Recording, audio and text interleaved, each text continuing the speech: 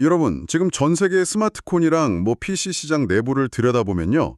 겉으로 보이는 표면적인 고요함 아래에서 엄청난 지각 변동이 일어나고 있습니다. 네, 폭풍전야 같은 느낌이죠. 그쵸? 겉보기에는 늘 그렇듯 매년 새로운 기기들이 출시되는 아주 평온한 사이클처럼 보이잖아요. 근데 기기를 제조하는 기업들 내부, 특히 재무부서나 공급망 관리 부서에서는 그야말로 비상벨이만 울리고 있는 상황이거든요. 사실상 비상사태에 돌입했다고 봐야 합니다. 그 근본적인 원인이 바로 하늘 높은 줄 모르고 치솟고 있는 메모리 부품 가격의 유례없는 폭등 때문이죠. 맞아요. 하드웨어를 생산하는 기업 입장에서 핵심 부품의 가격 상승은 곧바로 수익성 악화랑 직결되는 치명적인 변수잖아요. 네, 그래서 보통 이 정도로 핵심 부품 단가가 막 치솟게 되면 업계 전체의 비즈니스 모델 자체가 심각하게 흔들리게 되거든요. 그러니까요. 그래서 이번 심층 분석에서 저희가 여러분과 함께 집중적으로 파헤쳐볼 핵심적인 질문은 바로 이겁니다. 모두가 이 원가 상승이라는 거대한 폭풍 속에서 위기를 겪고 있는데 왜 유독 애플만 끄떡없이 오히려 경쟁사들을 압도할 준비가 되어 있는가? 이번 분석을 쭉 따라오시다 보면요. 애플에 보여지는 그 압도적인 공급망 장악력, 그리고 최근 발표한 아주 깜짝 놀랄 만한 신제품들의 그 진짜 전략이 무엇인지 확실히 아시게 될 겁니다. 단순히 폭풍을 견뎌내는 수준이 아니라 아예 판을 뒤흔들고 있거든요. 네, 그럼 좋아요. 일단 구체적인 수치부터 하나씩 짚어보죠. 도대체 메모리 가격이 어느 정도로 오르고 있길래 다들 이렇게 긴장하고 있는 걸까요? 이게 단순히 요즘 물가 비싸졌다, 이런 체감 수준이 아니더라고요. 절대 아니죠. 기업 생존이 달린 숫자입니다. 시크그룹에서 예측한 데이터를 보니까 진짜 꽤 충격적이었어요. 기기가 여러 작업을 동시에 얼마나 빠르고 효율적으로 처리하는지 결정하는 아주 핵심 부품이죠. 바로 디램 가격의 무서운 상승세가 예고되어 있습니다. 네, 당장 내년이죠. 2026년 2분기 상황만 봐도 심상치가 않습니다. 내년 봄에서 여름으로 넘어가는 그 시점에 디램 가격이 무려 50%나 폭등할 것으로 예상이 된다는 거잖아요. 게다가 이게 끝이 아니죠. 그쵸. 하반기가 더 문제입니다. 맞습니다. 2026년 하반기에 접어들면 인상폭이 무려 100%에 달할 것으로 전망이 나왔어요.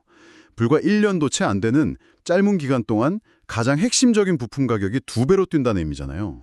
여기서 우리가 절대 간과하면 안 되는 게 바로 그 2배라는 수치가 전체 원가에서 차지하는 비중입니다. 부품 가격이 100% 올라도 그 부품이 전체 원가에서 한 1%밖에 안 차지하면 기업이 어떻게든 흡수할 수 있거든요. 그렇죠. 티도 잘 안 날 테니까요. 네, 근데 메모리는 상황이 완전히 다릅니다.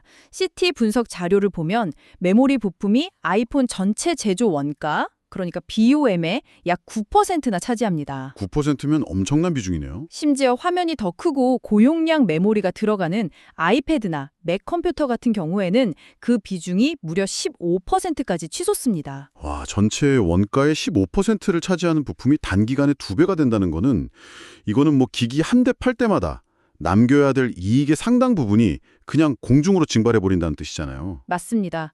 그래서 이게 중간 규모의 제조사들한테는 단순한 비용 증가 악재가 아니라 생존 자체를 위협하는 엄청난 거시적 리스크로 작용하는 거죠. 자, 여기서부터 진짜 흥미로워집니다. 방금 말씀하신 걸 상식적으로 생각해보면요. 아이폰이랑 맥북을 수천만 대씩 팔아치우는 애플한테도 원가의 9%에서 15%가 100% 인상된다.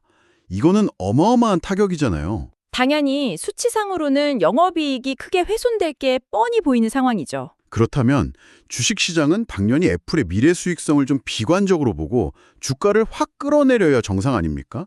근데 시장 반응이 의외로 되게 차분하더라고요. 네, 완전히 우리의 상식을 빗나갔죠. 월요일 거래에서 애플 주가가 고작 0.1% 하락하는 데 그쳤습니다. 사실상 시장이 이 악재에 전혀 타격을 받지 않았다는 건데 투자자들이 도대체 애플의 어떤 점을 믿고 이렇게 흔들림 없는 신뢰를 보내고 있는 건가요? 사실 그 0.1%라는 미미한 하락폭이 지금 월스트리트가 애플의 방어력을 어떻게 평가하고 있는지를 완벽하게 보여주는 지표입니다. 보통 기관 투자자들은 부품 원가 인플레이션 소식 들리면 즉각적으로 하드웨어 제조사 주식을 던지거든요. 네, 다 매도하죠. 불안하니까. 그런데 애플이 이런 예외적인 대우를 받는 이유는요. 시장이 애플을 그냥 스마트폰 잘 만드는 회사가 아니라 세계에서 가장 정교하게 설계된 공급망 통제 기업으로 보고 있기 때문입니다. 그러니까 100% 가격 인상이 애플의 장부에는 100%로 기록되지 않을 거라는 걸 이미 다 계산하고 있다는 말씀이군요. 정확합니다. 시티그룹 보고서를 보면 그게 수치로 어떻게 나타나는지 확실히 알 수 있어요. 원가가 오르니까 시티도 2026년이랑 2027년 애플 실적 추정치를 살짝 하향 조정하긴 했습니다. 네, 조금 낮추긴 했더라고요. 하지만 결론적으로는 여전히 매수 등급을 유지했고요. 목표 주가도 315달러라는 높은 숫자를 그대로 고수했습니다. 메모리 가격 폭등이라는 악조건 속에서도 애플 펀더멘탈은 끄떡없다고 단언한 셈이죠. CT 애널리스트 아티프 말릭이 이 근거를 분석했죠. 네, 아티프 말릭의 분석을 인용해보자면 애플의 조달팀과 구매 전략이 지난 수년간 엄청나게 발전해왔고 현재 모든 스마트폰 업체 중에서 최고의 협상력을 보유하고 있을 가능성이 높다고 강조했습니다. 이게 단순히 현금이 워낙 많으니까 물건을 막 대량으로 떼우면서 가격 깎는 그런 1차원적인 바잉 파워를 얘기하는 건 아니죠. 네, 그 정도 수준이 아닙니다. 애플은 과거부터 반도체 사이클의 극심한 변동성을 겪으면서 부품 조달 방식을 아예 구조적으로 재설계했어요. 공급업체들이랑 아주 장기적인 계약을 맺고 때로는 부품 제조사 생산 설비 투자에 막대한 자본을 아예 선지급해버립니다. 와, 아예 설비 투자금을 대주면서 미래의 부품 가격을 고정시켜버리는 거네요. 맞아요. 이거 들으니까 약간 일상적인 비유가 떠오르는데 엄청난 자본력을 가진 거대한 마트가 도매상들 생산 라인까지 통제하면서 도매가를 아예 자기들 맘대로 고정시키는 거랑 비슷한 것 같아요. 아주 적절한 비유네요. 아니면 막 대형 항공사들이 국제 유가 변동 리스크 피하려고 정교한 금융기법 써서 항공료 가격을 아예 수년치씩 해칭해 두는 거랑도 진짜 비슷해 보입니다. 네, 바로 그 해칭 전략이 핵심입니다. 메모리 공급사들 입장에서도 애플은 전 세계에서 가장 확실하고 거대한 수요처잖아요. 그 애플의 요구를 무시하고 그냥 시장 논리대로 100% 인상된 가격을 청구한다? 이거는 현실적으로 불가능에 가깝죠. 와, 여기서 주목해야 할 진짜 흥미로운 점은 이 압도적인 협상력의 결과가 수치로 어떻게 나타나느냐 하는 거거든요. 아까 2026년 하반기에 메모리 가격이 100% 폭등할 거라고 하셨잖아요. 네, 2배 오르는 거죠. 그런데 CT 전망치를 보니까 이 폭등으로 인해서 애플이 입게 될 2026년 총이익률 타격이 고작 1.4%포인트에 불과할 거라고 예측했습니다.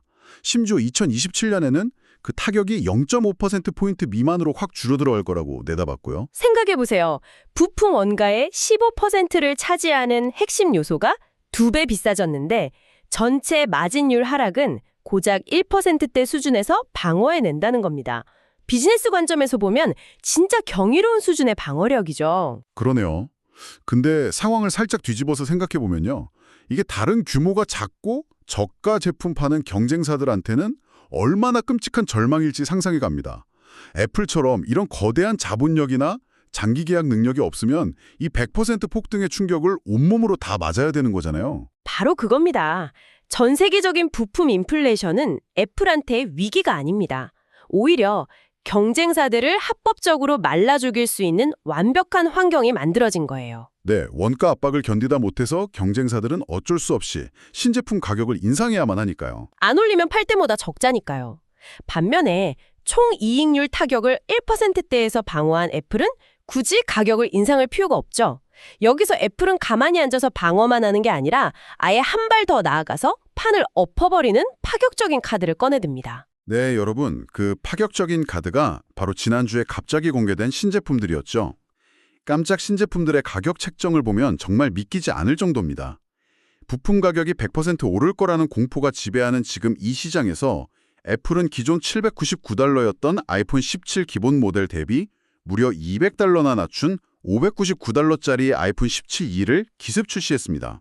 네, 스마트폰 시장도 충격이지만 노트북 시장 파급력은 훨씬 더 큽니다. 맞아요. 이전 세대 맥북 에어가 $999였잖아요. 근데 이번에 발표된 맥북 네오는 거기서 무려 40%나 가격을 쳐내서 $599에 출시됐어요. 경쟁사들이 눈물을 머금고 가격을 올려야 하는 바로 이 시점에 오히려 주력 라인업 진입 장벽을 거의 절반 가까이 낮춰버린 겁니다. 도대체 이 진짜 의도가 뭘까요? 그 의도를 가장 정확하게 짚어낸 게 에버코어 ISI의 애널리스트 아미따리안입니다. 이 상황을 단순하게 저가 공세나 점유율 늘리기로 보지 않았어요. 그럼 뭐라고 평가했나요? 이 파격적인 신제품 출시는 애플이 공급 압박을 얼마나 잘 견뎌내고 있는지를 전 세계에 보여주는 일종의 회복력의 증거라고 역설했습니다. 아, 투자자들이랑 경쟁사들을 향해서 우리는 이 거대한 비용 압박을 이렇게 쉽게 통제할 수 있다고 실시간으로 증명해버리는 거군요. 네, 일종의 무력 시위 같은 거죠.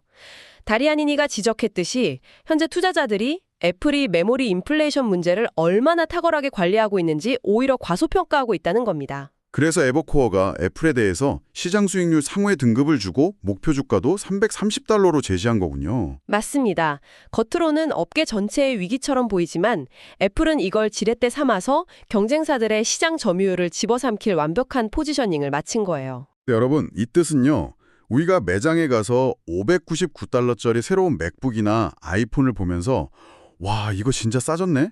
하고 좋아할 때 사실 그 이면에는 전 세계적인 부품 인플레이션을 비웃으면서 경쟁사들의 숨통을 서서히 조이고 있는 애플의 거대한 공급망 플렉스가 있다는 겁니다. 네, 오늘 이야기를 전체적으로 종합해보면 명확해집니다. 메모리 가격 100% 폭등이라는 전례 없는 업계의 위기 속에서도 애플은 과거의 경험과 그 압도적인 협상력을 무기 삼아서 이윤 타격을 최소화하고 있어요. 방어를 넘어서 공격까지 하고 있죠. 맞습니다. 오히려 40%나 저렴해진 신제품들을 시장에 투하하면서 원가 상승에 허덕이는 경쟁사들의 위기를 자신의 시장 지배력을 한층 더 굳히는 기회로 삼고 있는 아주 무서운 전략을 보여주고 있습니다. 오늘 이야기를 쭉 듣고 나니까 저는 이런 생각이 듭니다. 만약 애플 같은 이런 초거대 기업이 전 세계적인 부품 공급 위기를 역이용해서 오히려 가격을 확 내리고 경쟁사를 압박할 수 있다면 앞으로 또 다른 핵심 부품의 머쇼티지가 발생했을 때 중간 규모의 기술 기업들은 과연 살아남을 수 있을까요? 정말 심각하게 고민해봐야 할 문제죠. 결국 극단적인 위기 상황이 올수록 모든 걸 통제할 수 있는 초거대 기업들만이 지배하는 그런 시장이 더 앞당겨지는 건 아닐까요? 여러분은 어떻게 생각하시나요? 오늘 저희가 준비한 깊이 있는 이야기는 여기까지고요. 다음에도 아주 흥미롭고 날카로운 분석으로 찾아오겠습니다. 함께해 주셔서 감사합니다.